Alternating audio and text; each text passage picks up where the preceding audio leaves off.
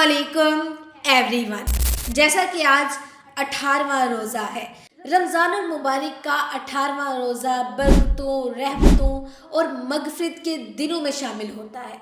इस दिन कुरान के इन हिस्सों की तिलावत करनी चाहिए जो अल्लाह की अज़मत, सब्र, मगफिरत, अमाल के हिसाब और जन्नत और जहन्नम के इंजाम के बारे में रहनुमाई देते हैं।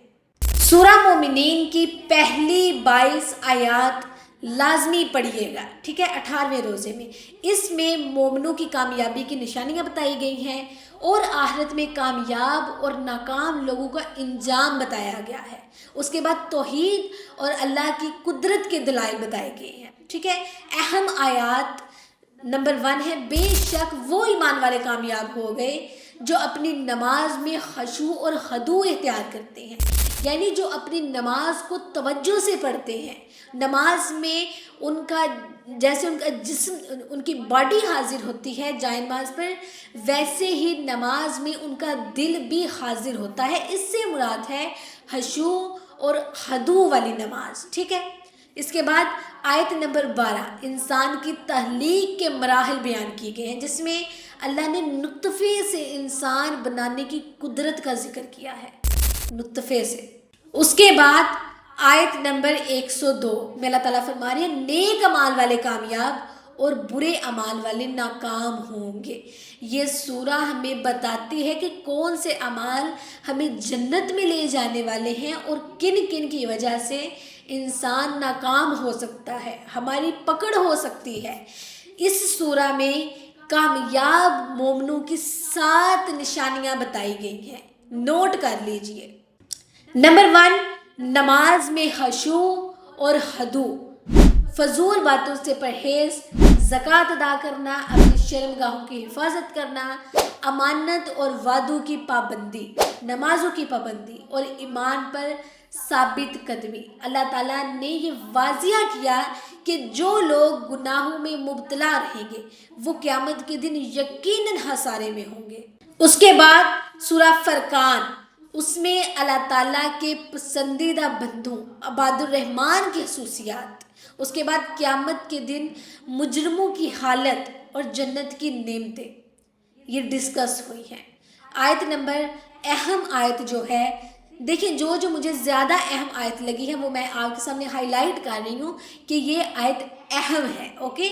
आयत नंबर 63 में अल्लाह ताला फरमा रही है, और रहमान के बंदे वो हैं जो ज़मीन पर नरमे से चलते हैं और जब जाहिल उनसे बात करते हैं तो वो कहते हैं सलाम, सलामती हो तुम पर।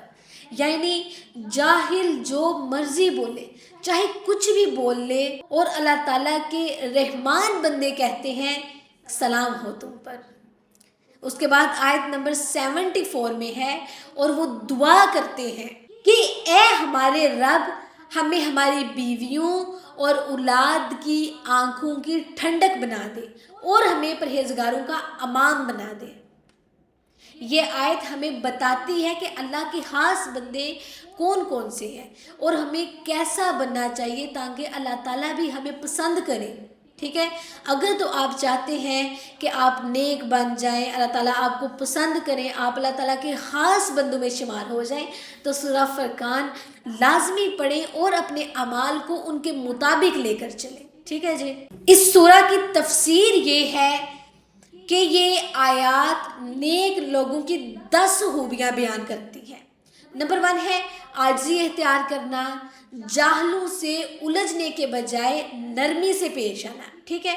रात के वक्त क़यामुल लैल करना, जहन्नम के आज़ाब से डरना, हर्ज में इतदाल रखना, शिरक ना करना, कत्ल और ज़िना से बचना और झूठी गवाही ना देना, अल्लाह ताला की आयत पर गौर और फिक्र करना, अपनी और अपनी औलाद की हदायत के लिए दुआ करना। तो 18वें रोज़े में ये दोनों सूरा लाजमी पढ़ें और डिटेल में घुस जाएं कि अल्लाह ताला ने इसमें हमारे लिए क्या रखा है, ठीक है।